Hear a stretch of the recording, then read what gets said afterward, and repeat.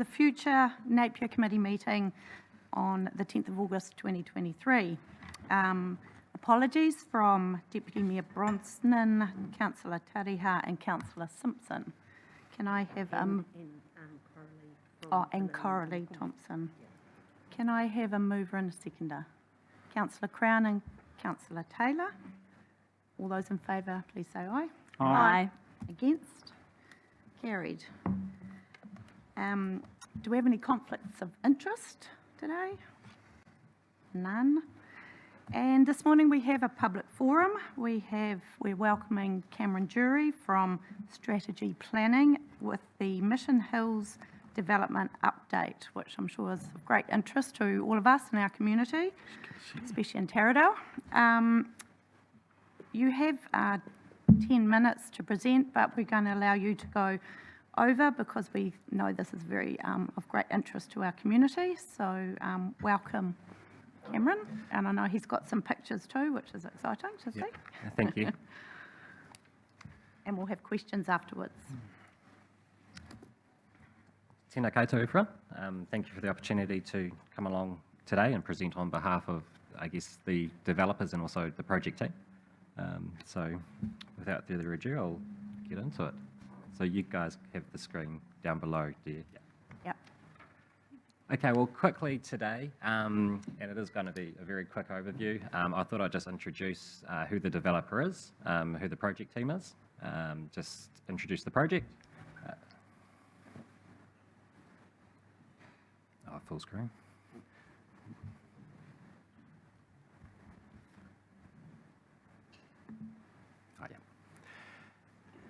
Introduce some of the cultural considerations and considered very early on in the process, and then just show you, I guess, some very, just a series of pictures describing our discovery and design process, which leads into how the master plan was developed. And then we'll move on to talking about the consenting process with the enabling earthworks to start with, some comments around the first stage of the subdivision, and then just a bit of an overview of what we're doing moving forward from here on in. So Emerald Hills Joint Venture, the developer, is a combination, or it's a joint venture of Caris Group, the Higgins Family Holdings, Gillespie Family, and Wallace Developments. So a tiny little bit of background. Caris Group is probably one of the country's largest land developers, primarily operating within the North Island. They're based out of Tauranga and a wealth of experience in that sector. Higgins Family, probably recognised, came out of Higgins, the contractors, but they have had a long relationship with Caris Group. Gillespie Family comes from a retail background and have always had strong relationships with Wallace Developments, which is obviously based in Manawatu and Hawke's Bay primarily, but works across the country. So yeah, a group of people, organisations coming from different backgrounds, but they were always very tight, as I understand it, and have always worked very well together. So they essentially formed the joint venture who won the opportunity from Mission Holdings to carry on with the development. The core project team, so Chiel is the lead consultants, and they are bringing in support from an engineering perspective from CKL and GHD on stormwater, wastewater and water supply matters. Isthmus, the lead urban designers, landscape architects. Strategy, where I'm from, are the lead planners. We've had Galen Carter from Hawke's Bay Archaeology assisting in that regard. Peter Eden from Te Tawhenua o Te Whanganu Arutu has been appointed as the cultural advisor. Urban Connection, primarily Aaron Campion and Tony Harrison, have been providing all the traffic assessments. Andy Pomfret from Inisha has been over top of the geotech, and Jason Strong from EAM has been providing advice in regard to the soil contamination side of things. In terms of the project, I'm sure you're all aware of the extent of the Mission Hills area. This project is fundamentally giving effect to the structure plan that was presented and approved by Council probably about 7-8 years ago now. So it's comprised of a residential precinct with additional areas sort of zoned rural residential. The development that we're working on is primarily limited to the residential precinct, and the structure plan essentially sets out a number of design outcomes and a whole lot of different maps, which is intended to act as a roadmap to sort of guide the design of the development, across housing typologies, recreation, landscaping, management of archaeological sites, and so on. So that's really what is the core basis for the development. In terms of cultural considerations, this was a matter that the design team obviously was very aware of quite early on in the project. There are a number of archaeological sites, some known, some unrecorded, and 95% of those archaeological sites were all cultural significant sites. So during the plan change process, there were cultural impact assessments prepared by Te Tawhenua o Te Whanganui o Rautu, as well as Ngāti Pāro. And some of the recommendations in those cultural impact assessments were included in the structure plan, some were not. Our early engagement, primarily through Peter Eden, was that the mark to hit was to actually look at all of those recommendations. So that's what the design team did. And alongside there, the design team essentially identified a number of design values that were framed to give effect to all of the recommendations in those cultural impact assessments. And so that was the beginning of the process to sort of work through with Peter in those broader organisations to achieve that outcome. So that kind of led us into the design and discovery process. So essentially, the design team looked at a number of layers, looked at landscape features, archaeological sites. We looked at infrastructure and all the different potential connections. So that was across roading connections, as well as stormwater matters, wastewater servicing, and how to get water to the site. There was actually, as part of the plan change, there was a stormwater discharge permit obtained, which essentially split the site up into 6 catchments and set down, design parameters for each catchment in terms of developing the stormwater servicing solutions. So the stage 1 subdivision, which I'll introduce shortly, basically picked up on that discharge permit with its design requirements for catchment C3 and C6. But it was really useful to have that existing stormwater discharge already in place, really guided design. Next, it was all about understanding the potential movement relationships to get a cohesive sort of urban form. And then we're able to sort of start focusing on location of neighbourhood reserves and so on. So all of these sorts of matters were considered before you kind of thought about housing, which is probably the right way of going about things.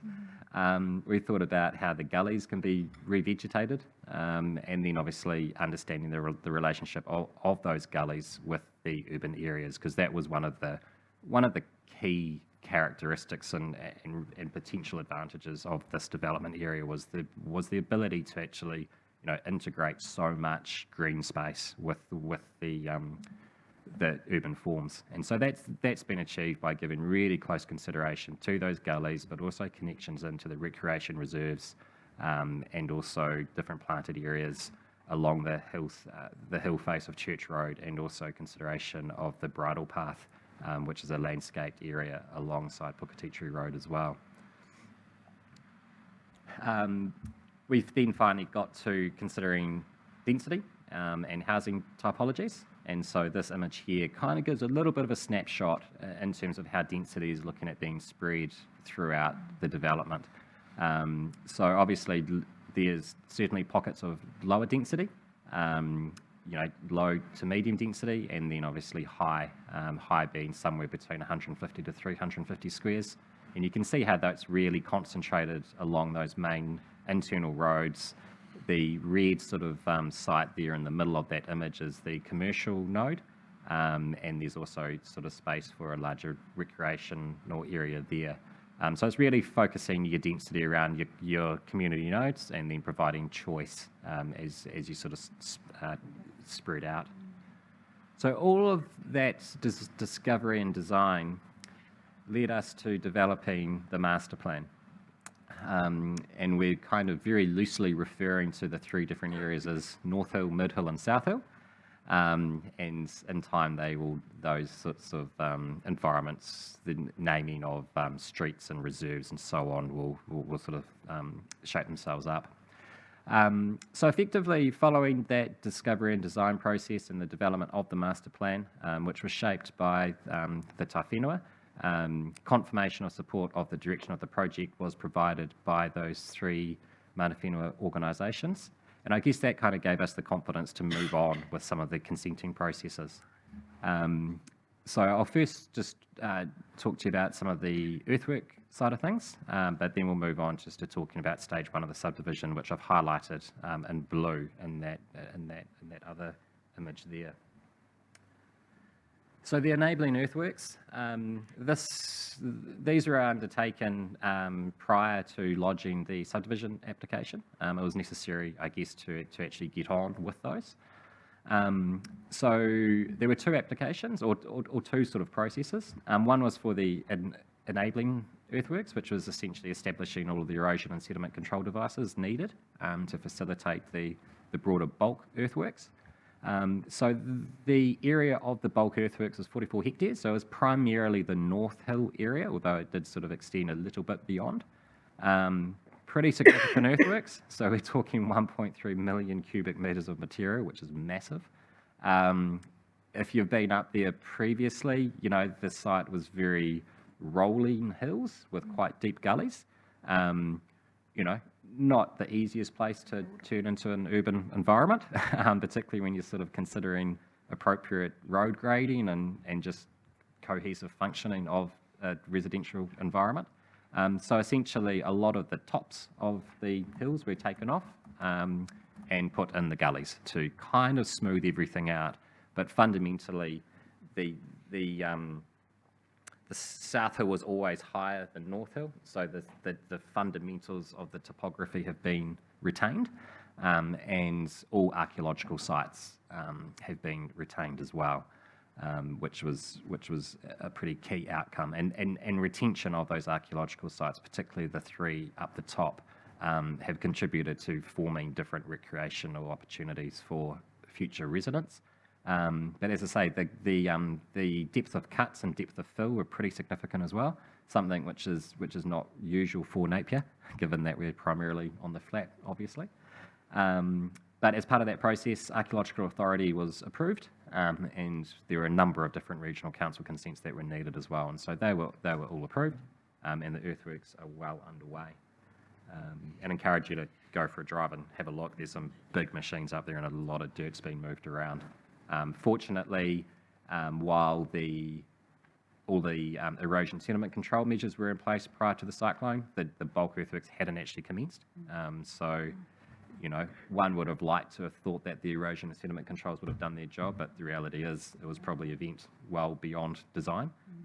So that was, I guess, a fortunate situation, whereas a lot of other situations weren't as fortunate, clearly. Yeah, so moving on to what stage one of the subdivision looks like. So the top image there is just the scheme plan. So as I say, it's that northern tip of the site. 184 lots, so a good number. So stage one will involve construction of the new main intersection, which is the circled area there in the image. So that's going to be a larger roundabout with a sort of a gateway road to sort of bring people into the development. That's all subject to further landscape design with recognition of cultural design features and so on, all being worked through with the tawhenua. There a number of stormwater attenuation ponds will be constructed within the gullies, and that general area is shown by the blue there. So this area will drain into those as well as the area to the south. 3 recreational reserves to start with. So they're those green areas shaded in the rectangular image there. And so they're all based around archaeological sites. So as you can see, they've really been integrated into the development with good connection to the bridle path.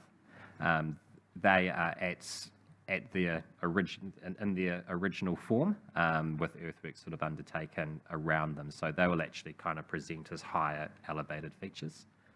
As far as servicing goes, one of the key features for this area is that it's serviced with wastewater with a low pressure sewer network.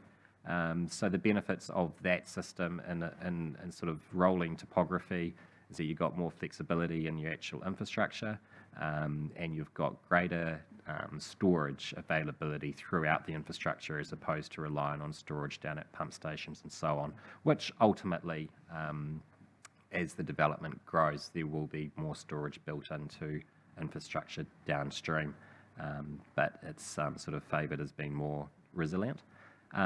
Subdivision consent was approved, I think almost 2 months ago now, about 6 weeks maybe.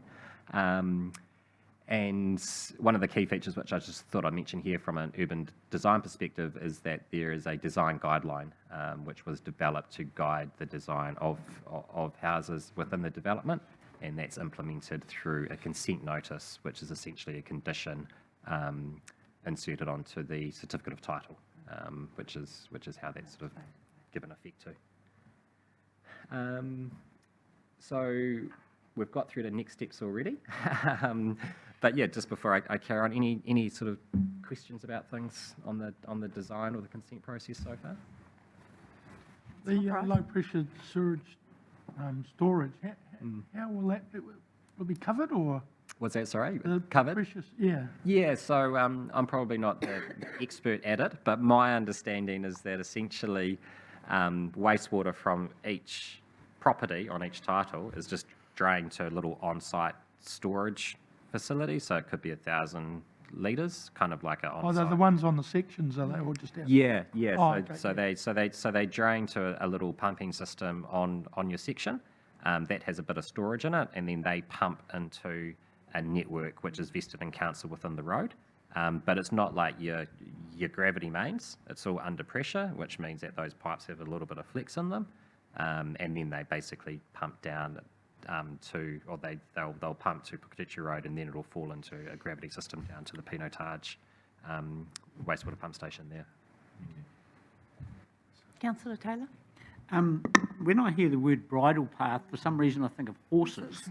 Yeah. Is that's part of the question? Is that what that's intended to? But is there consideration given to linking Maggie's Way, which currently goes to the top of Turanui Drive, across into the subdivision and then further on to the water? Yes, yeah. So your first part of your question, the bridle path, I think that was just a name given to it at the time. It's probably been around for about 10, 12 years. The bridle path is more of a landscaped buffer, for want of a better word, along the interface of the development with Puketechi Road. Okay. So it's a planted corridor. There will be a pathway. It'll be a limestone type pathway, but no, not dedicated to horses, so multiple people and bicycles and so on. In terms of connecting to the broader network of pathways, the structure plan definitely provides for outcomes in that regard. Currently, the solution is to actually drop down through the Mission Holdings land along that, down through that Church Road face, because this site doesn't actually adjoin Turanui. So there would need to be other properties sort of, I guess, negotiated with for anything to be kind of linked up. There's definitely talk about that, because I think everyone sort of sees that would be the ultimate, but that's still probably work in progress. But fundamentally, there is a connection. It just depends whether that can be optimised, really. Thank you. So next steps. So with the consents issued, the design team's now into the detailed design and engineering approval process. Some of that has already occurred. So this development isn't sort of doing the engineering approval process all in one go. It's sort of a staged one. The flexibility of council staff in that regard has been really appreciated, and I think it's working really well. That design process is being informed by the mana whenua organisations there through ongoing engagement via Peter Eden.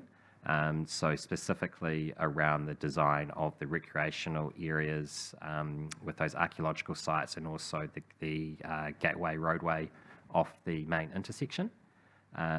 So as I say, a lot of the engineering approvals have already been approved and we're just sort of working through the remaining ones. I understand that the contract for the actual civil works is very close to all being in play. Obviously, it's all about trying to get some sales now, so there's a big push to that. And my understanding from the sales team, which I'm not involved in a lot, is that things are going pretty well. It's always challenging bringing on people to sort of buy lots off the plans, but I think they're certainly happy with progress. We're now beginning to consider the next stages, as in, what's involved with designing those up, what challenges need to be resolved, and so on. And then the last point there is planting of the eastern hill face. So that's the large hill face that runs along Church Road behind the mission land. Getting all of that planted up was one of the key outcomes of the structure plan process. So interestingly, Emerald Hills doesn't actually own the bulk of that hillside. That's still owned by Mission Holdings Limited. So I guess there's little control over the rate of that planting.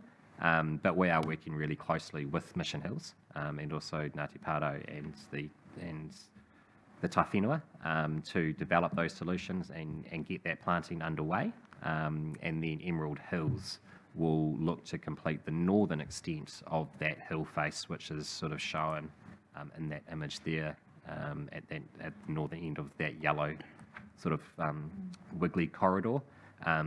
Basically, once some further design detail around that area is resolved, and one of the key things being the large overhead power lines that currently run along the ridge, once we know, the alignment of the undergrounding of that, then there'll be a little bit more certainty around what the planting of that northern extent looks like. So yeah, it's been a bit of a journey to date. Lots of moving factors, lots of things to actually integrate, and yeah, it's all just work in progress. But yeah, we sort of feel as though there's some really, really good things happening up there. So yeah, that was the high level overview. So if there's any specific questions, happy to take those. Councillor Bowes, thank you. What's the total number of lots in the whole development? So the servicing solutions are kind of being developed with a future-proofing number of 850 to 1,000 in mind. Where it will actually sit will fall out of the design of ongoing stages. So, the Northern Hill area has dropped out at that 184, and that's a mix of lots, sort of, I think from 350 up to your 700s.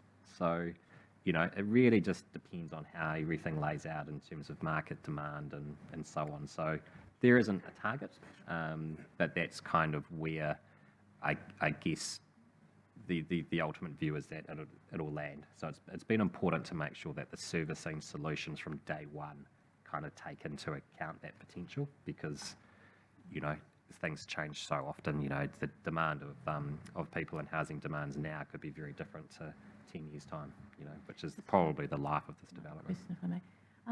Just as far as you know, when will building start? So they're aiming to release titles for the first stage, I think, at the end of 2024.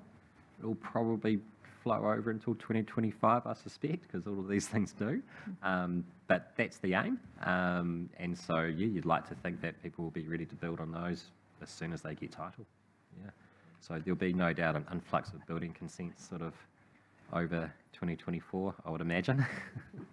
You would hope. Any further questions? Thank you, Cam, so much for a really interesting presentation. I know this is a huge part of our resilient city that we're looking to build, and yeah, it's quite exciting. I've been on the site a couple of times, so I've had a good look. Yeah, no, all good. No, thank you for having me. Thank you very much. Thank you.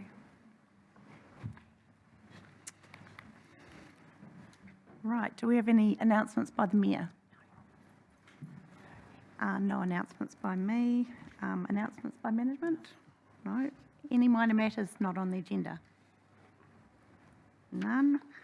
So we just have the confirmation of the minutes of the future Napier Committee meeting held on Thursday, 22nd of June 2023. Can I have a mover and a seconder?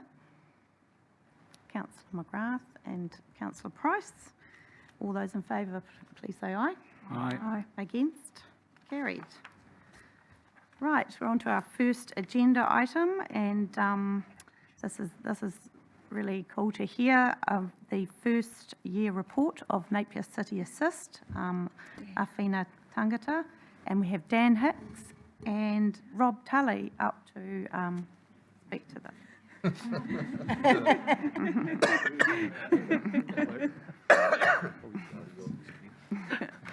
Sorry, Logan. I thought I got away scot-free there for a minute. So good morning, everyone. For those of you that don't know me, I'm Dan Hicks, team leader, Napier Assist. And on my right here, I've got one of my senior Napier Assist officers, Rob Tully. He's the man on the ground. So I guess my objective this morning is to just provide you an overview, really, of the first 12 months of the service, kind of what we've achieved, our milestones, moving into what we hope to achieve for the next 12 months, really. So just to give you a little bit of background. So in 2021, the City Ambassador and CCTV project plan was conceived, and that service design was approved as part of the Napier City Council LTP for 2021 to 2031. The original concept for staffing levels had 12 members for the team, and the structure has, I guess, kind of organically changed somewhat for the service, which had to happen because of operational requirements, including expenditure, operating expenses. But that's okay. So we got by with 10 staff. That's what the team has at the moment. So less staff, but the staff are cross-trained. So the design went from having the ambassadors walking the streets and a separate team managing the CCTV, the cameras, to one big team that could do everything. That's how we did that. So you should have an attachment there that you can see, which is the service delivery roadmap. I've got a larger version for us, Rob.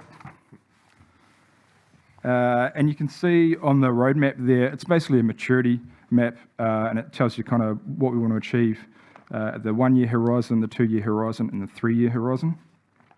So the good news is that we achieved everything for Horizon 1, and we actually exceeded that, and we've achieved quite a few for the second horizon, for stuff that was supposed to be completed in the next 12 months. So we've managed to go above and beyond, which is good.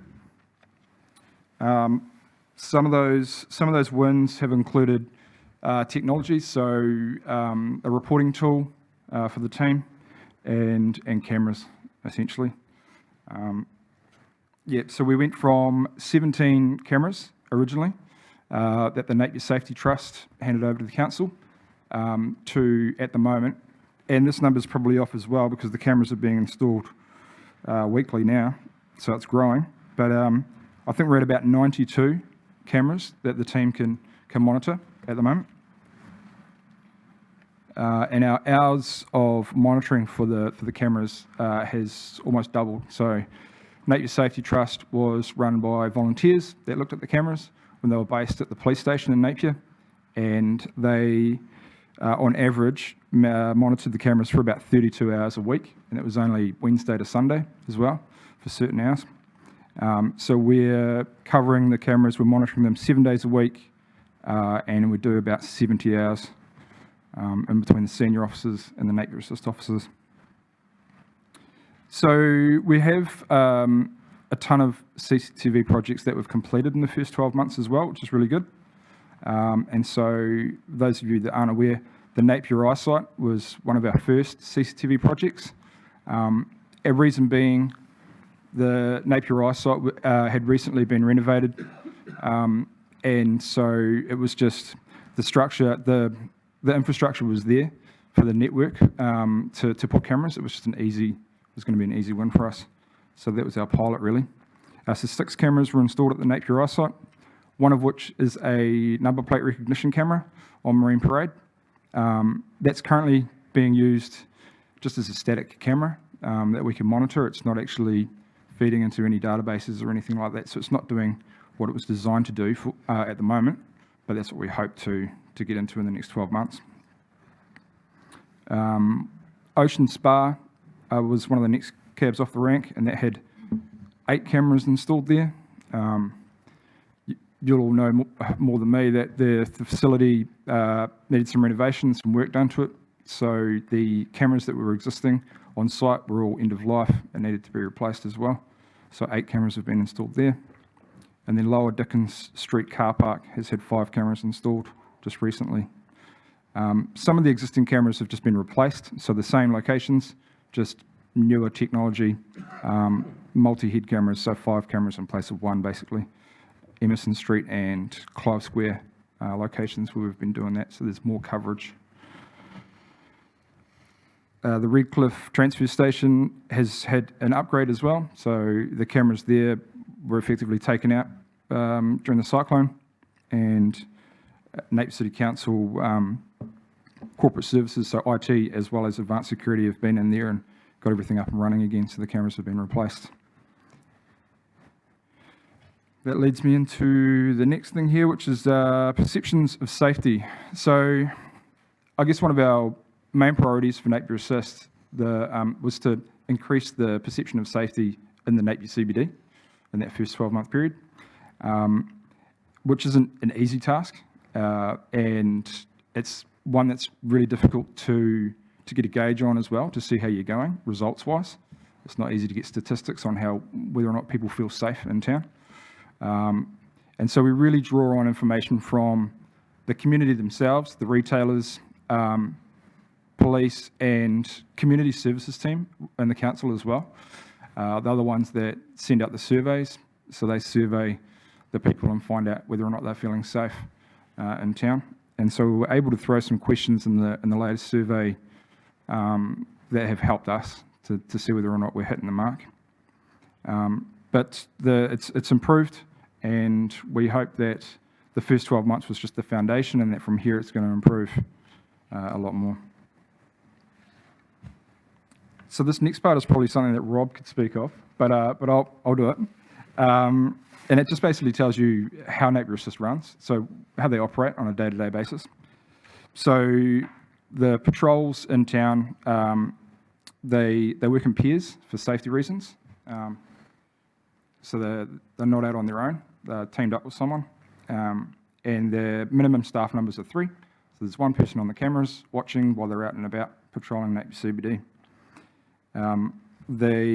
The work that they've carried out on the previous day kind of determines what they're going to try and achieve the following day. So in the morning, there'll be a line-up, like a briefing, that Rob or the other senior Napier Assist officer, Matt, will run, and they brief the team, tell them what happened the previous day and maybe what the hotspots are for today, what the plan of attack is, and they go from there.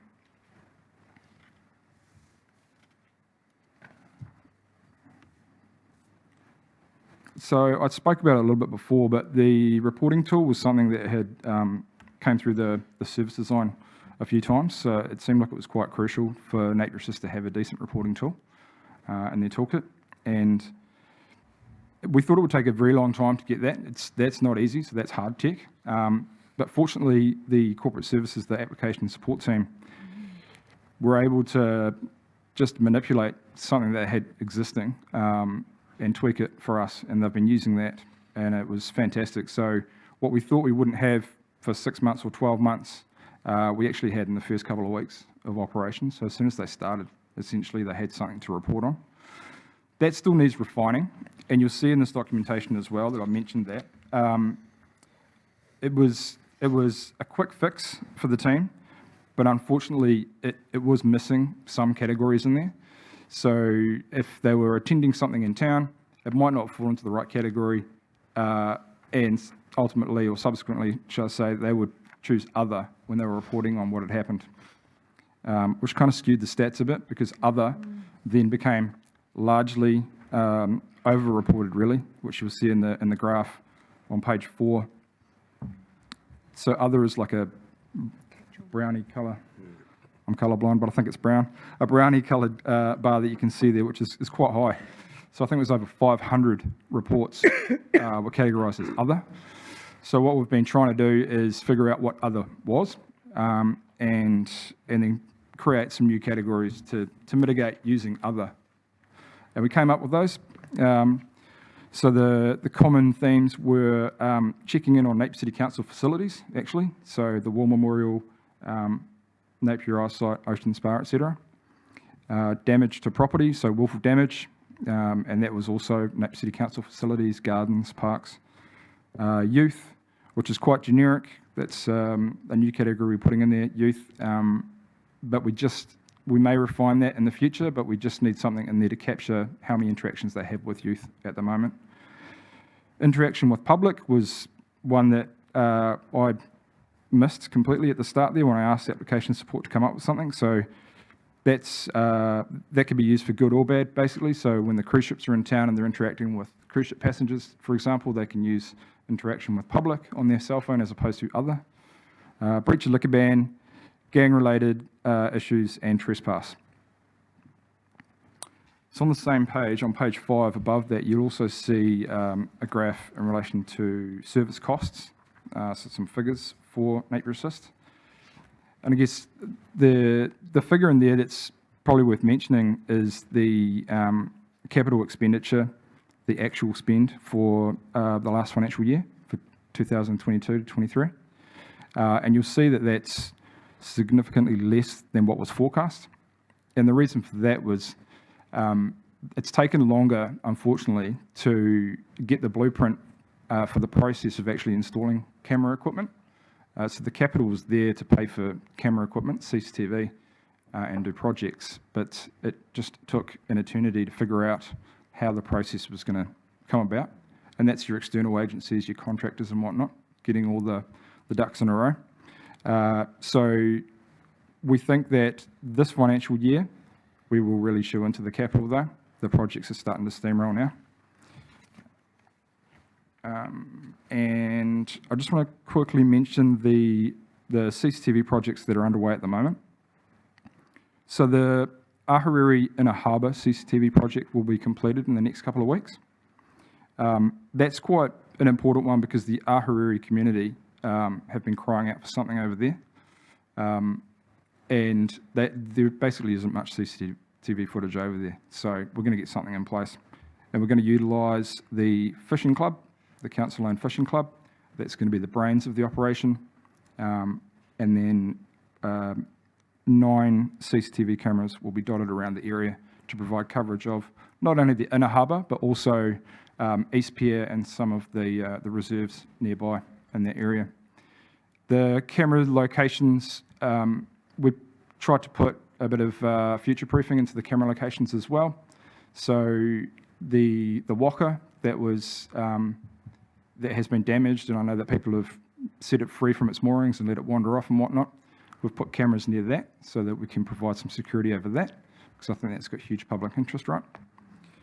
And the Inner Harbour CCTV project's also interesting for us, I believe, because it shows it's going to be it'll be used for Hawke's Bay Regional Council, Harbour Master, as well, so Coast Guard as well.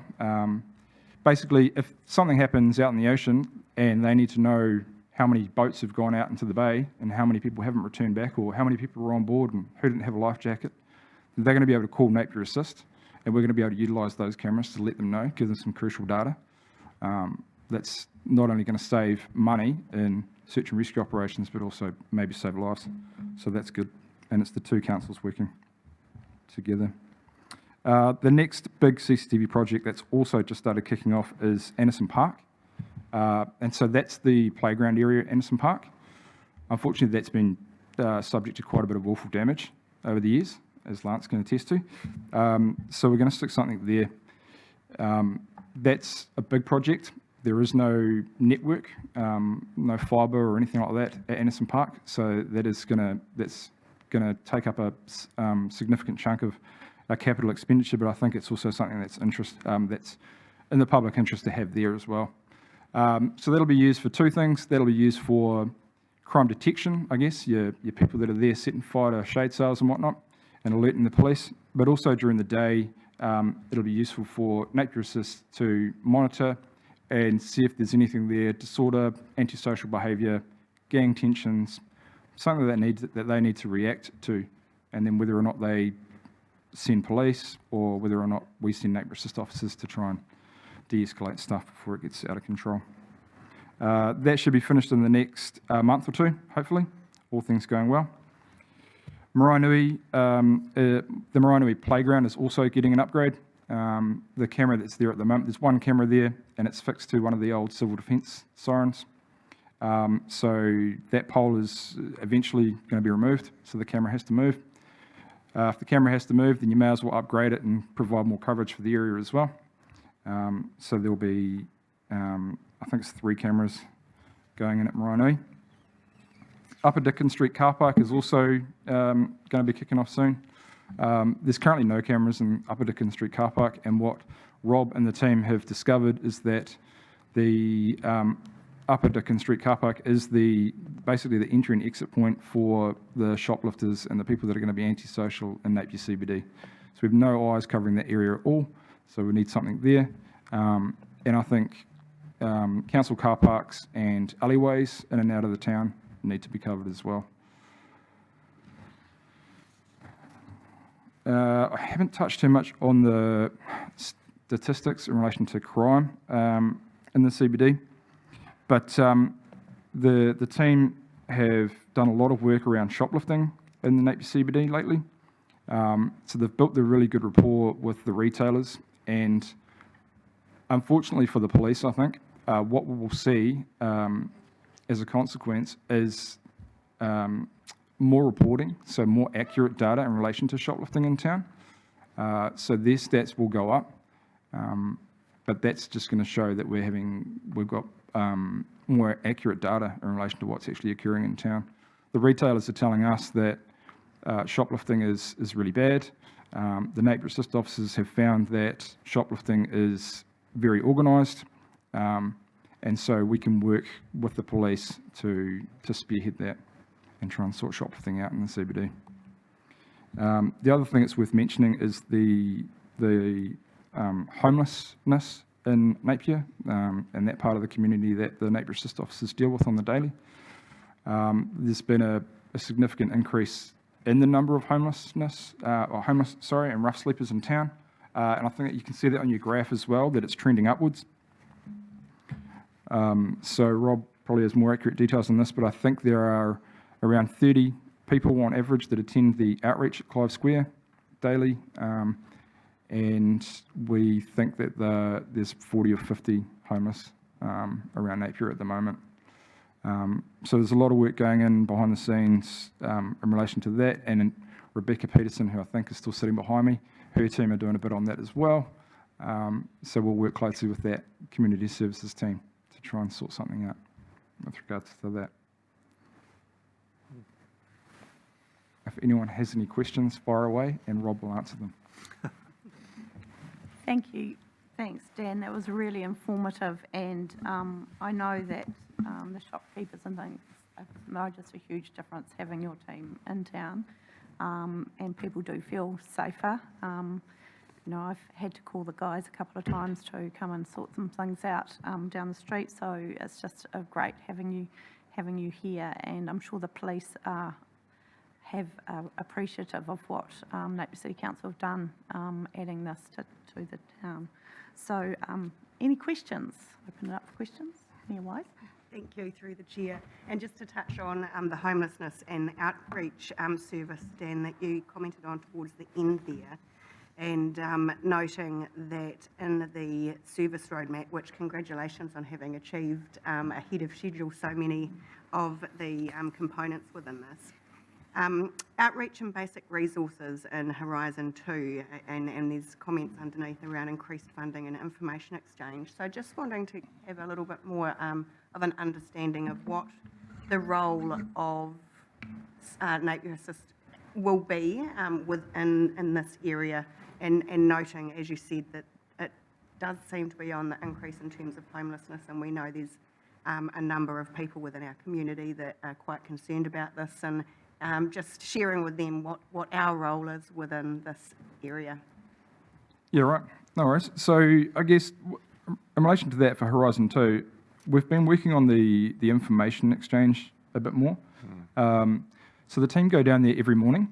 That's their first check-in point when they go for a walk. They wander through Clive Square, which was obviously a hotspot, has been for years, to the outreach, and they check in there with the manager on site, get the lay of the land, really, see who they're going to be dealing with during the day, who's there and who's not.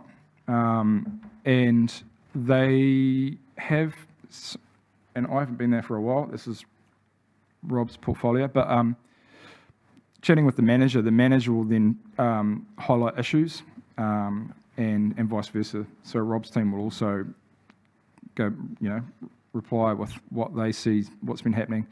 And that could be anything from certain groups of people that could be living up in Tiffin Park, or toilets that we've been having issues with at the council, that have been damaged or untidy, maybe as a result of the homeless people. And so we're just trying to sort issues out with the help of whatever it takes with outreach down there. And then the other thing is that if Rob and his team find someone, and we've got a lot of people from out of district that have come into town, into Napier now, that are rough sleepers. If they stumble across someone, or if we get a report for someone that's new in the area that might be rough sleeping, they'll go and engage. And then what they want to do, their objective is to see whether or not that person is tied in with the right agencies. Because and some of them don't even have benefits, and so then the next protocol is to take them down to the outreach, link them in with whatever it takes in MSD, and get them on the benefit and on the housing list, and see if we can get them off the streets, basically. So they've been doing that right from day one, but I think more effective lately because the increase in numbers, because of what we've seen. And that also goes hand in hand with the work they do with the parking officers that sit in the same space as us in Dunvegan. So the parking officers will find lots of people living in cars, in council car parks and on reserves. And then they'll come back and report back to Rob, and then Rob and his team can then go back, engage with that person, and then go to the outreach and see if they can sort something out. So it's just utilising the service more than anything else. Does that answer the question? Rob's got more to add? No, Oh. no, it is, and just follow on from what Dan said, there has been an increase in out-of-town homeless, if you like, coming into town, and they don't know Napier, they don't know what's available. Some of them have never had anything offered to them, so yeah, we can interact with them and get them down to wit and get them engaged, and generally it seems to be working. Yeah. Thank you very much. Councillor Cran? Thank you, through you, Madam Chair. Just a quick one. Congratulations, first and foremost. Lots of cool things to celebrate in the paper, so thank you to the team. But I'm just wondering, a number of conversations that I've had with retailers, I've had to remind them of the role of Napier Assist versus, the police. So just wondering if you could offer any comment on that and how you're facilitating people's understandings of exactly what Āwhina Tangata is there for. Yeah, right. That's a good question. So the issue that the retailers have struggled with, and the Napier Assist officers as well, actually, is the police being under-resourced and understaffed, so not able to respond. And as a retailer, that's obviously really frustrating. If someone's just grabbed a bunch of your jackets and run off down Emerson Street, if the police can't make it, then it generally falls on Napier Assist, right? With it. So I have a meeting with the police next week in relation to this, specifically around shoplifting, dirt bikes through town and stuff like that, but shoplifting is one of the main priorities. And so my understanding is that they're going to try and set up kind of a task force, I guess. They're going to try and invest what resources they have to help us, to try and help curb shoplifting. But what's really important, what's crucial, and this is what Rob and the team are reiterating to the retailers, is regardless of whether or not police are attending, you still need to continue to report it to the police, because otherwise we don't get the statistics and the police don't get the statistics, and then we don't know what the problem is. The problem is bigger than what is shown in the stats, so they need to report it, right? We don't deal with anything in the first instance. We tell them to contact the police. That's their first protocol. We also don't provide our phone number in the camera room to the retailers for that very reason, because because whoever's monitoring the cameras, you can guarantee they'll answer the phone, whereas if they ring 10-5, it might take them a lot longer, right? But we don't want them to fall back on that. We aren't the police, yeah? And that's what we tell the retailers. We're not the police, but we're there to help you and support you, and we can do what we can. These guys will help. Some of the retailers are young and a bit shy and wary of dealing with aggressive customers and shoplifters and whatnot. And if they choose to trespass someone and they don't involve police, so because this is up to them, they can decide whether or not they want to charge someone, right? If it's some minor incidents, they may just choose to trespass someone. But if they are a bit scared, they have called on Napier Assist to help them with that. We won't serve the trespass notice for them. We'll just be there to help them and offer some support and explain the process to the other person as well. So it's more information really than anything, but we still rely on the police. The crime that's their job, right? They'll sort crime out. And yeah, so I guess that's the crux of it. Yeah, we have had good success in utilising the cameras. We have two-way radios, so whoever's in the cameras, and they're all pretty switched on. We sort of know who's in town for particular reasons. And we can call our guys on the ground, and they can just be in the area. And that, especially of late, has been enough to deter a few shoplifters, which is working out really well. Through you, Madam Chair, may I add to Dan and Rob's great description. The relationship between police and Napier Assist is very good, but we are quite clear of those boundaries, and police are too. We have a working group called the Napier Safe Working Group, and Dan is a member of that, and we have regular police presence there through at a senior level. And so a lot of issues that we identify, we will put through that working group and the police. And as a result of that and the information that Dan's team has been able to pull together, the police have actually put much more targeted efforts into some of the core problems within our CBDs.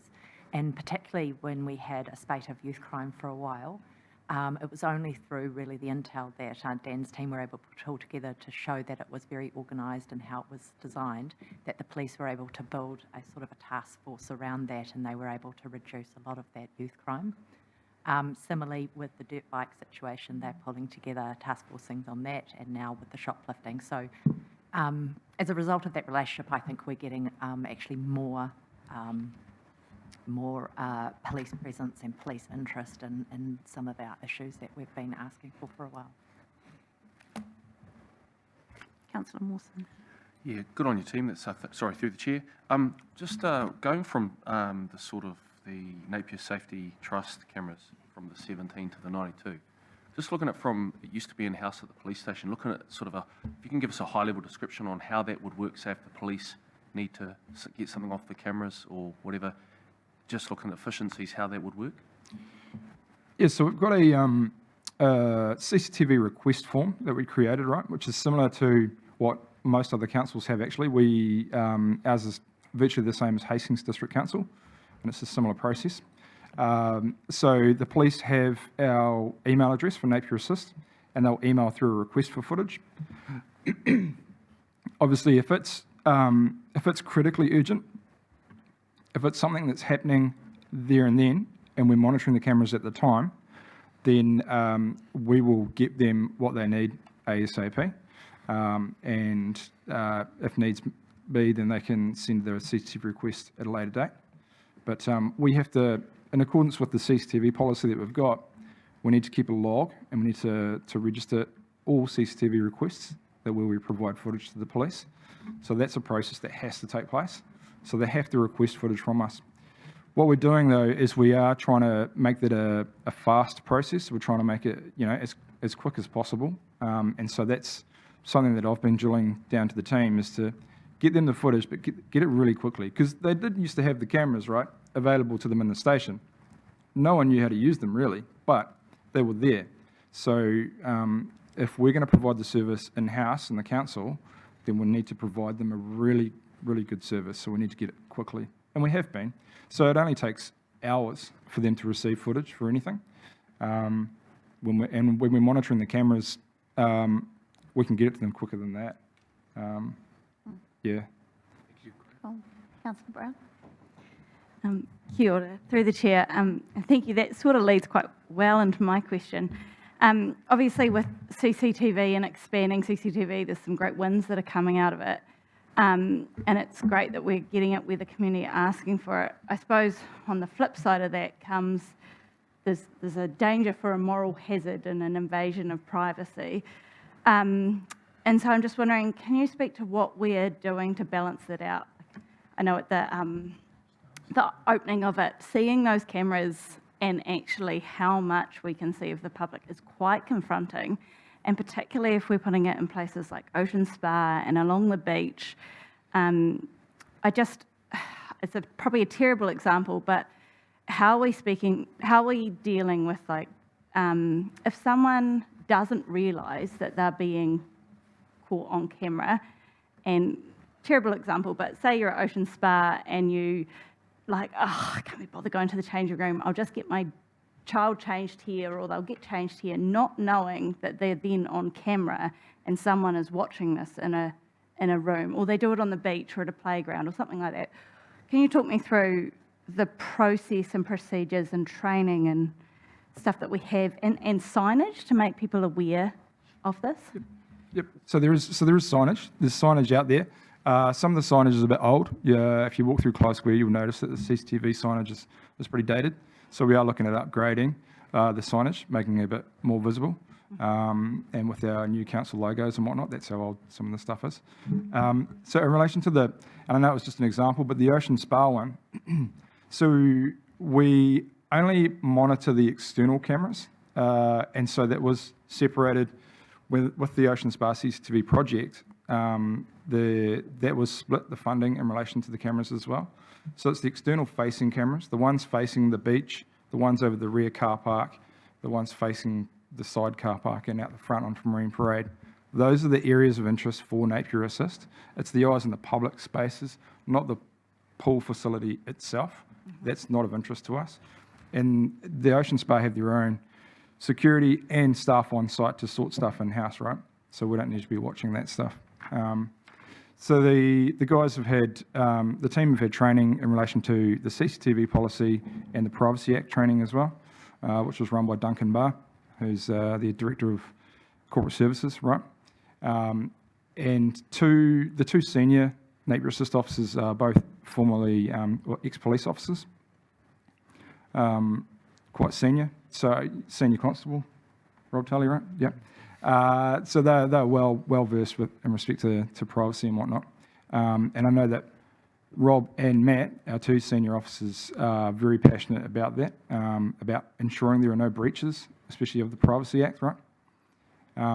So they've had their training in relation to that stuff, and it's on Rob and Matt to ensure that they adhere to those policies. I guess to give it a bit of context, so 92 cameras that we can monitor, and I think Hastings have 450, right? So there will be a lot more cameras coming for Napier, not as many as 450, that's for sure. Hastings is a large district, but you could probably expect to have 250 cameras, I think, covering Napier. And reason being for that is security, really, as well, right? So the police are drawing more and more on us, relying on us heavily now for footage of incidents that as they're unfolding. These guys will see it in the camera room in a public space, and then they can alert police and we can get a quicker response. We're trying to cut down on response times. Yeah, but Privacy Act breaches, if there were any, they will be dealt with accordingly through Napier City Council's normal channels, so through privacy officers and whatnot. Okay. Just to follow up, so say one of your officers is watching something on CCTV and they see someone doing something that you kind of know that that person wouldn't want somebody else seeing, and they're kind of innocently doing something. Do you have a procedure around, right, we'll turn that TV off now, or is there, can you talk me through that sort of example? Maybe I can take that one for you, Councillor. yeah. So I think the important thing to remember is that all of our cameras are in public places. So anything that a camera can pick up, and a person in that public place can see as well. So a public place doesn't necessarily have privacy, and the cameras wouldn't be able to see anything more than a person in that area could see. Okay. Councillor Bowe? Okay, through you, Madam Chair. Thank you very much. Your service has been very successful in making people feel safer, and it was a long time coming. I remember more than 2 LTPs where retailers were asking for a similar service to what Hastings has, and it sounds like, it's been exceeded expectations. I have a couple of questions. One is about Mariwa. How often or what's your interaction in Mariwa and cameras and things like that, as well as personal presence there? So the Mariwa camera, unfortunately, the Mariwa camera is offline, and it has been for quite some time, due to a large spider housing itself inside the bulb. But also partly because that camera is on the traffic island in the middle of the road, and it feeds its power and its internet from what used to be the old pharmacy and the Mariwa shops in the middle of the shopping centre there. That building has changed. I can't remember off the top of my head what's there now, but with the change of tenant, we lost our internet feed and our power to the camera. So the camera's dead in the water. That is on the cards for CCTV for further projects, Mariwa, and we do hope to put something else in the same location, but maybe a bit lower because it was quite high as well. But I guess the workaround, while we knew we had no oversight camera-wise for Mariwa, the team, when they went out and did some mobile patrols, and they still do these as well from time to time, they would walk the Mariwa shops. It's obviously not a very long stretch, so they might walk it a couple of times and make sure everything was okay before moving on to the next retail centre, so only Kawaram. So yeah, we hope to put cameras in there, but we just have to figure out what kind of infrastructure we can feed from to get cameras back into the area from Mariwa. Good, thank you. Yeah. Just another question from your Ambassador Service roadmap on Horizon 2. Just a question about the homeless and the outreach. There's, you say, increased funding and information exchange, and I'm aware that the outreach, I think, is only open 3 mornings a week at the moment. They have a limited amount of funding. So what does it mean, increased funding, under that particular heading of the outreach and basic resources? So I think the outreach are going to, they obviously realise that something needs to happen with the outreach, right? Whatever it takes, and housing first. And so they are looking themselves to put more funding into that. So more staff, hopefully. Sorry, just Ben, if I could interrupt. What, sorry? Whether Rebecca would like to speak to that at all. But I, in terms of it in the service design, I think it was something that was aspirational in the service design at the time, but we haven't given any thought as to what Napier Assist further funding would be. But in terms of what council's doing around the outreach, I mean, Rebecca might want to speak to that, or Thunis is going to, by the looks. Thanks. Morning, councillors. Is this on? Yes. Yep. So, now Rebecca has been working with NOWIT, as well as Warren from the Hastings unit that they've got there for the homeless, and we are in the process of implementing the 4 recommendations that was approved by council for the homeless situation there. We do realise that one of the things we want to do, and we are speaking with about it, is to move that facility that is there, and we believe that will alleviate most of the problems. But at this stage, from a funding viewpoint, we will have to come back to council. If council is going to get involved in any of from a funding side, at this stage we are facilitating and we are working with and the other stakeholders in that area. Thank you, Thunis. Are there any other questions? All done? Cool. So I ask that we receive the Napier City Assist Awhina Tangata First Year Report dated 10th August 2023. Do I have a mover and a seconder?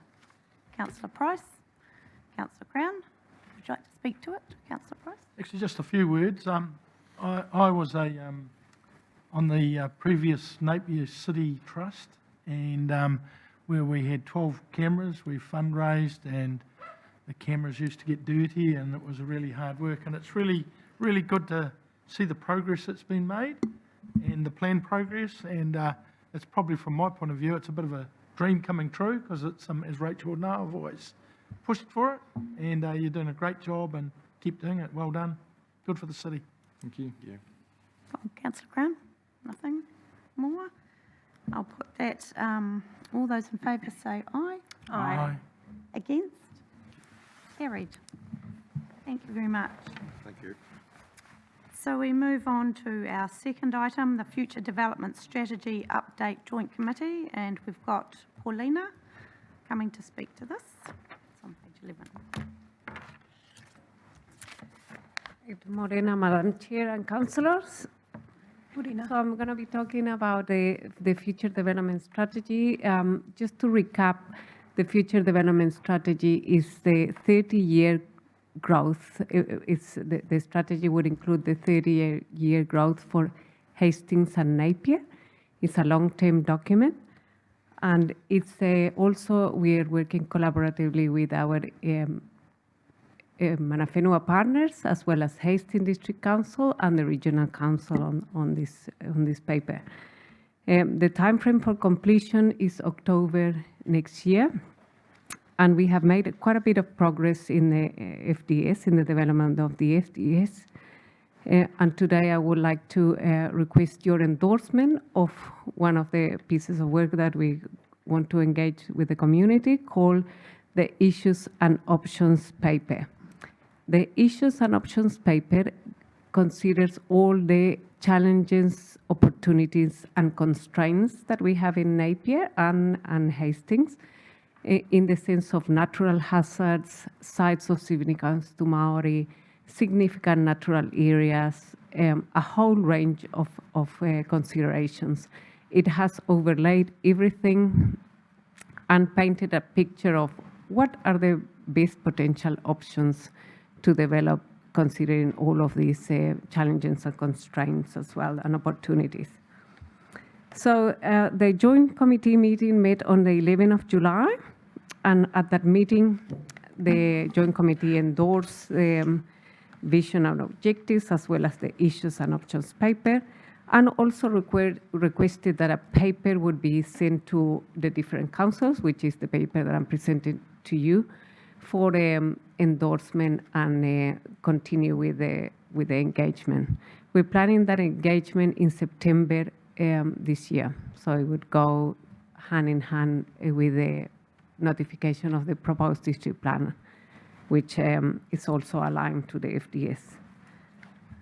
I'm also requesting today that you delegate approval for any further minor changes to the Issues and Options paper to avoid having to come to the Future Committee again. If you can delegate the authority to our Joint Committee members to accept any further changes into the Issues and Options paper. There was a slight change made after the Joint Committee meeting held on the 11th of July, which is not in your agenda paper today because it was done after that. But Caroline, I think she has put it into your It's on the hub. It's on the hub. Yeah, that's right. We have replaced 3 maps on the issues and options paper, which is map 22, 23, and 24.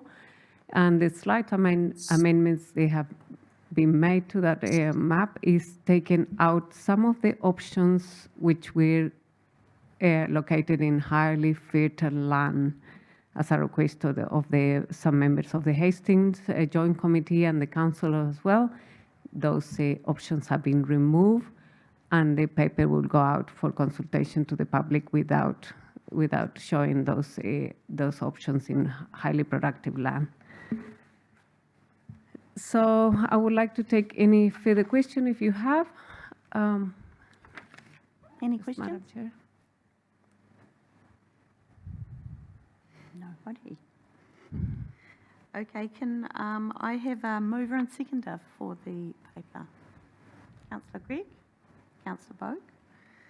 So we have, we received the report titled Future Development Strategy Update Joint Committee dated 10th of August 2023. Endorse the consideration of objectives and issues and options for the Future Development Strategy report presented to the Napier and Hastings Future Development Strategy Joint Committee on the 11th of July 2023 for public engagement, and delegate approval of any further changes to the issues and options paper to the Napier Joint Committee members, being Mayor Kirsten Wise, Councillor Rhonda Crystal, and alternate Councillor Maxine Bogue. So would you like to speak to it, Councillor Gregg? Councillor Bogue? Just to thank you for adding C, which gives us a bit more flexibility. It's often hard when you're dealing with more than one council to make sure that everything is taken into consideration. So, yeah, good recommendation, and thank you for adding that C to give us that flexibility. Thank you. Right, all those in favour, please say aye. Excuse me. Oh, sorry. Excuse me, sorry, can I just Oh, speak to oh, that sorry. quickly? Sorry, yeah, I'm speaking in support, but I just Okay. wanted to note, yeah, I think the flexibility point that Councillor Bogue has raised is really important, because the key part that's missing at the moment, as I see it, are the ngāhua, the targets or the measures around what gives effect to the strategic objectives that have been named, which are all really, really good.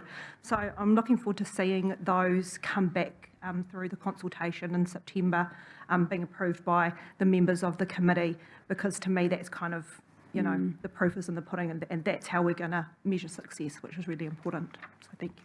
Thank you. Anyone else like to speak? Okay, so I'll put the motion. All those in favour, please say aye. Aye. Against? Carried. Thanks, Paulina. Thank you. Right. Yes, we have Luke. Take 2. So we have the resource consent activity update for the period 31st of May to 2023 to 25th July 2023. Thanks, Luke. Thank you. Kia ora, everyone. Obviously, the purpose of this report is to provide you an update on the resource consent activity that we've seen in the last 6-week period since the last Future Napier Committee meeting. As you can see from this report, the number of applications has decreased slightly in comparison to the same time last year. However, I must mention that the applications that the resource consenting team have received are somewhat more complex and obviously receiving a lot more community interest. And so through the leadership of Christina Bunny and the resource consenting team, they've worked tirelessly to address those concerns and continue processing those in a timely manner. The first application that I'll discuss is that of the proposed multi-unit, the mixed-use development at 530 to 550 State Highway 51. It's proposing a number of residential units along with some storage units. There has been a number of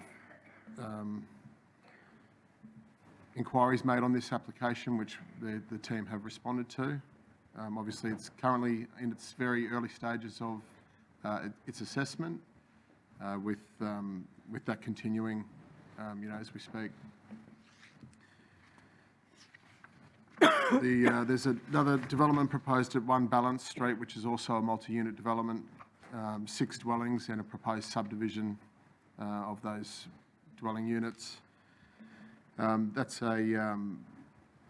The typology is mixed between single and double-storey units, as you can see from my report, and the provision of 1 off-street car parking space is allowed for in that proposal.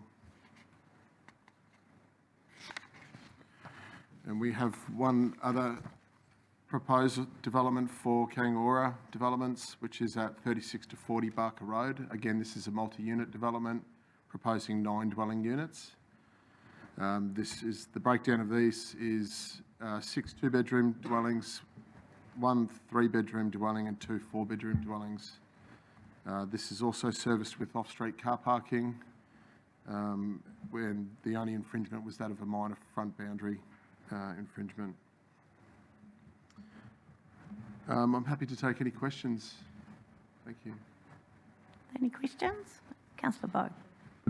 Thank you for that. When the assessments are completed and a decision has been made, where do we find out that decision? You've given us, that these are under assessment. How do we know the outcome of those assessments?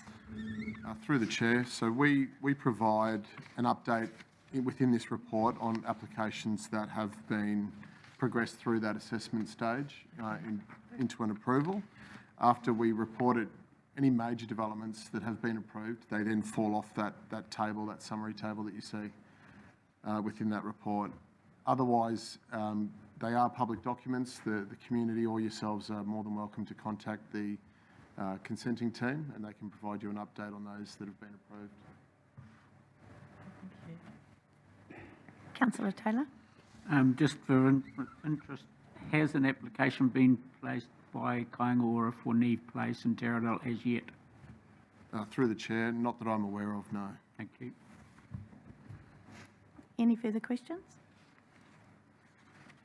So we have the officer's recommendation to note the resource consent activity update for period 31st May 2023 to 25th July 2023. Can I have a mover and a seconder, please? Councillor Taylor and Councillor Mawson.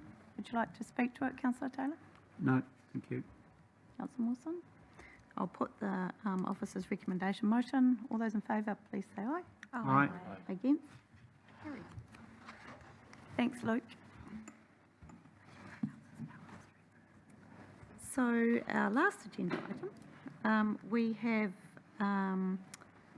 the post-cyclone community wellbeing and business confidence surveys. And we've got Michelle Gregg, Bill Roberts, and Virgil Troy.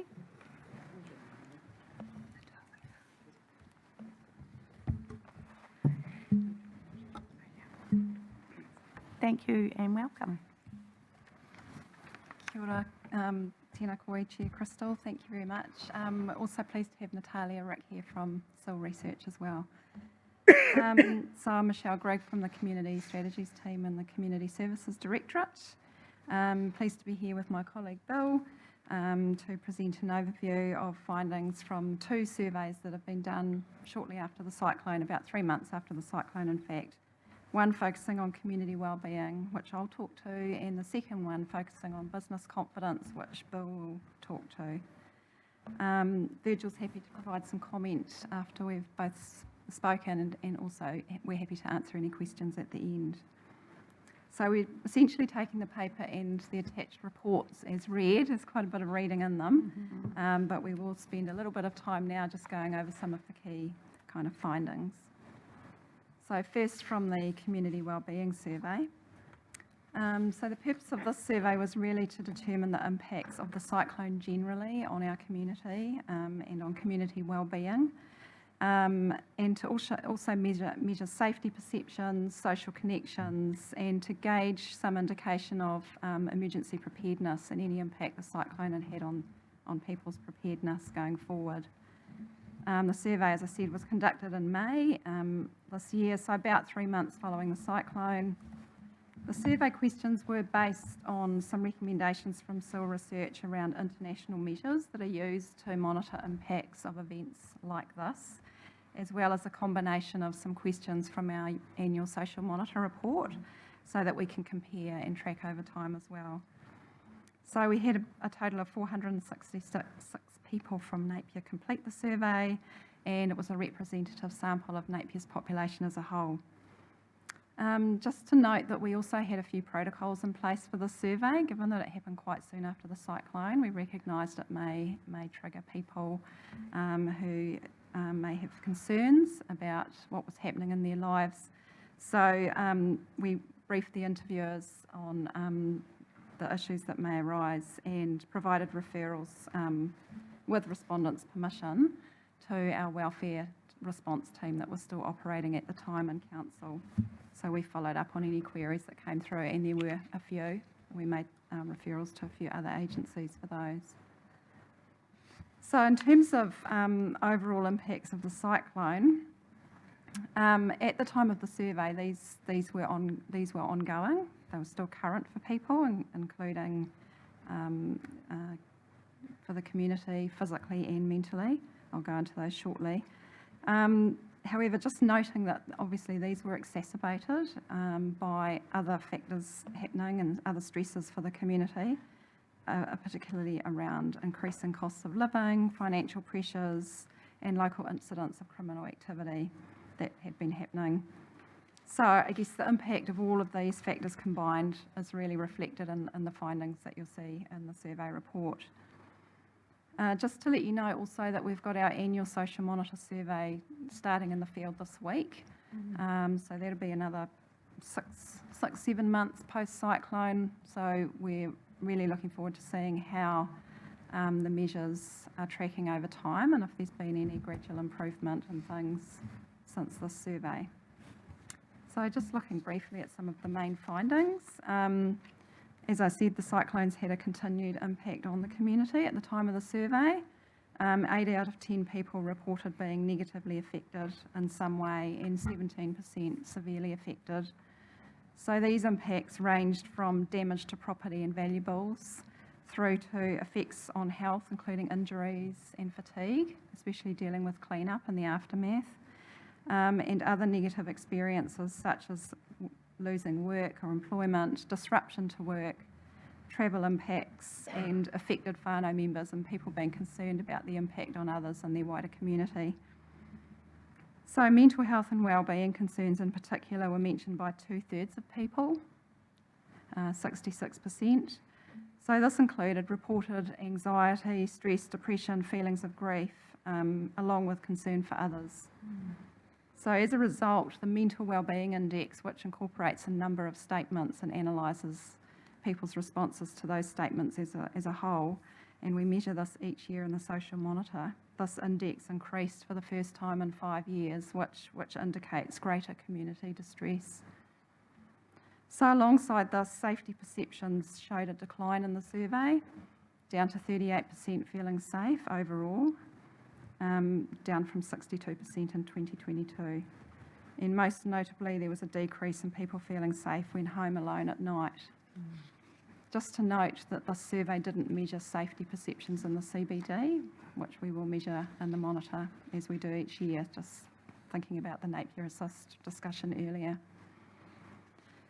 So despite this and the impacts of the cyclone, we've got a similar proportion of people saying that they will remain living in Napier for at least the next 5 years, 69%. So this commitment, on balance, we think is attributed in part to the strong community resilience and social connections that people highlighted when they responded to the survey.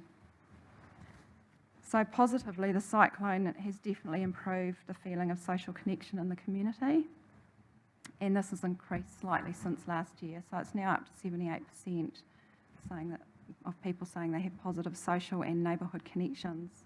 This is something really positive that we can build on. Despite people referring to the multiple challenges caused by the cyclone, especially in the immediate aftermath, measures in the survey around personal and community resilience are positive. So the factors that people most mentioned in helping their community cope were the strong social connections and the community coming together to help each other out following the cyclone. So alongside this, people also reported their level of emergency preparedness had increased. So 72% had actually taken some sort of action to increase their preparedness following the cyclone. And this included things like arranging for essential food items, stocking up on gas, actually having cash on hand at home, looking at purchasing or sharing generators, extending cooking options, sourcing a radio and alternative light sources. So it was really pleasing to read that people are taking action to be prepared for next time. There is scope in that, however, to improve household preparedness through promoting the importance of having an emergency getaway kit, so something portable that people can take with them, and having an emergency plan for the household. So I'd like to just hand over to Bill now, and yeah, we're happy to take any questions at the end of Bill's presentation and Virgil's comments. Kia ora. Kia ora koutou. Yeah, thanks for the opportunity to present these findings from the survey. It came about because we were very keenly aware that we were concentrating quite hard on the real hotspots. So Awatoso was taking up a lot of our sort of bandwidth immediately after the cyclone. So had we missed anything, it was important to us to make sure that we had an overall view of business throughout Napier. So we wanted to do a general temperature check, basically. Have we missed anything? Should we be doing something else or different or more? So we had a good representative number of businesses. 400 businesses is excellent across Napier, both small and large, and equally from each of the geographical areas. And so we wanted to use that information to inform any recovery decisions if necessary. So there were no real surprises. If you're without power for a week, then business is going to be affected, and so negative impact. 73% of businesses said yes, there was an impact. What was pleasing to see is that only 4% indicated a threat to survival.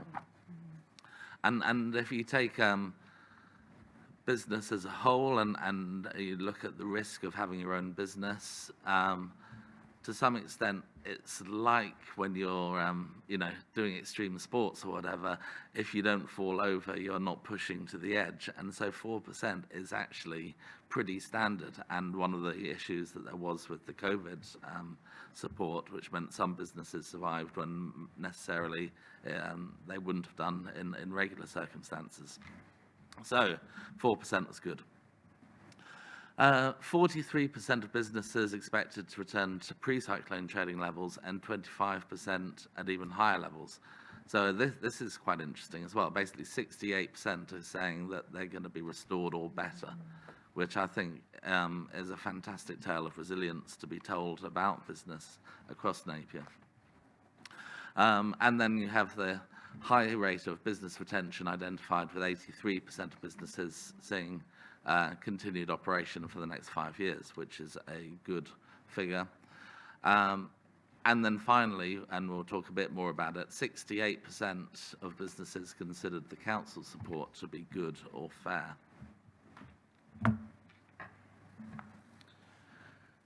So yeah, good, bad and ugly findings from this. The good is that generally business is optimistic, business is carrying on.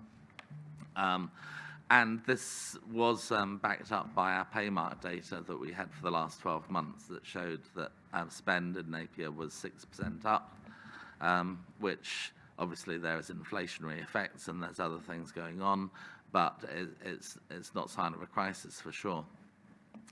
The bad part from the survey for me was the Net Promoter Score for small business, who are struggling with all sorts of things, not just cyclone, but other macroeconomic factors like post-COVID, staff shortages, borders taking a while to open up, tourism, etc. Lots of things there have meant that it's not been great for those small businesses compared to the medium and larger, so 20+ employees who are giving quite a positive net promoter score, saying that they would recommend Napier as a good place to do business. So I guess that's a work on for us, is looking at our small business and retail sector support, telling our story better, working the room better, doing events. We have a really close relationship with the Chamber of Commerce, with Napier City Business, and with all sorts of other supporting agencies, and so that's what we need to do as a work on. To systematise our stakeholder management, to work harder to make sure that we are, again, not missing out anyone, and it's that we're covering the whole of business, not those that are just the most obvious.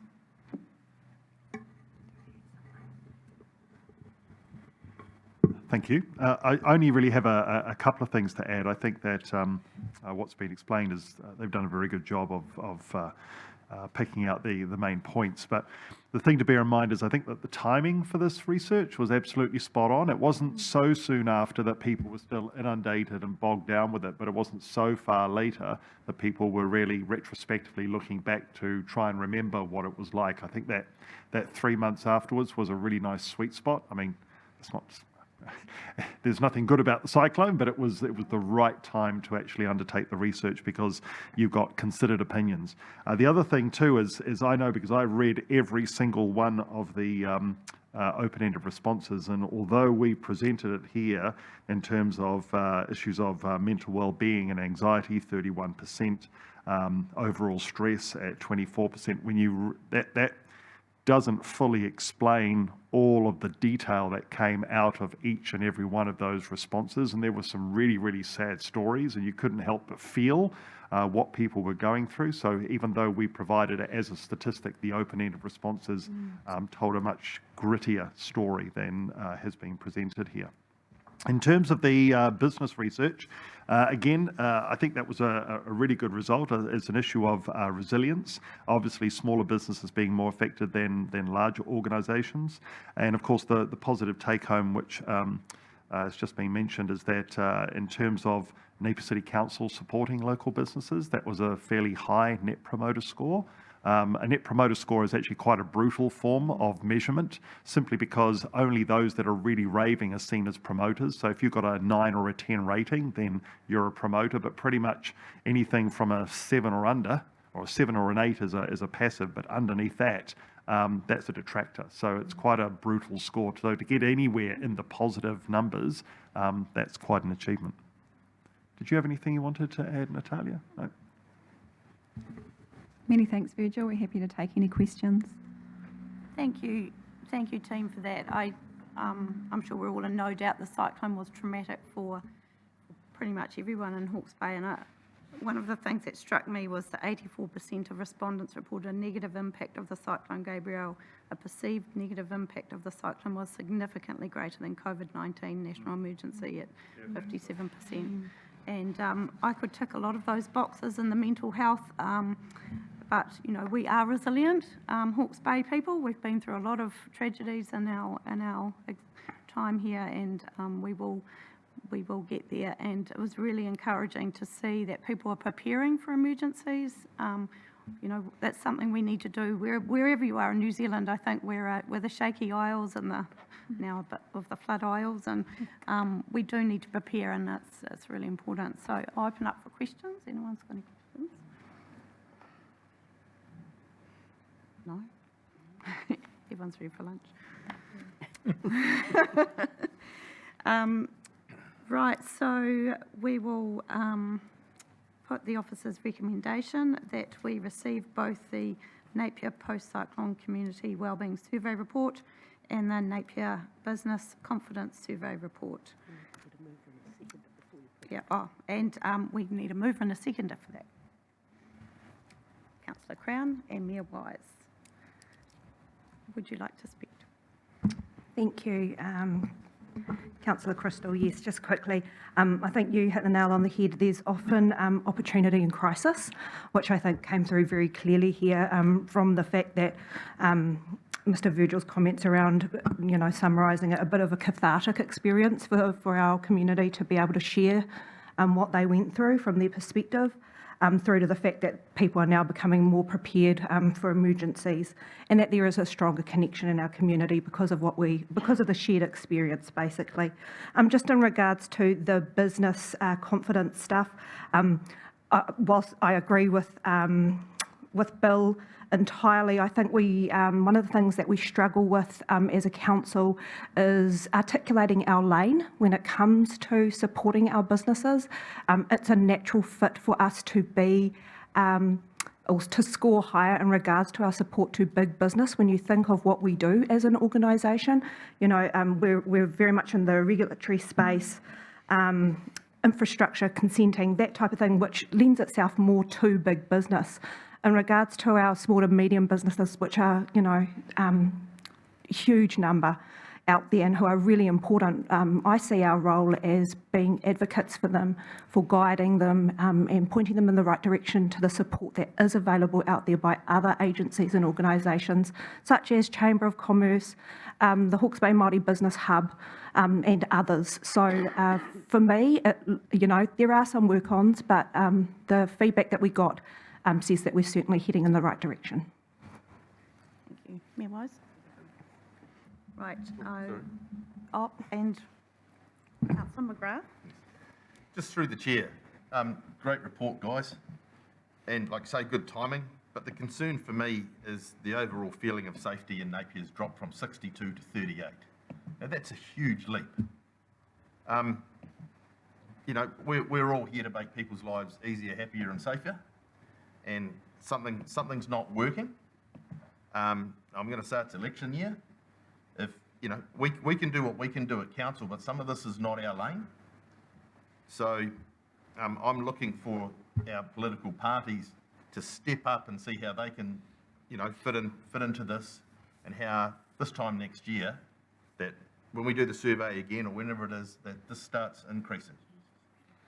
We're having shootings in Napier yesterday. That's not what we need to be about. Let's be the great place we are. So just leave it at that. I'm supported, by the way. Are there any further comments? We were. Okay, so I'll put the motion. All those in favour, please say aye. Aye. Against? Carried. There's no public excluded, so if we can stand for our closing karakia.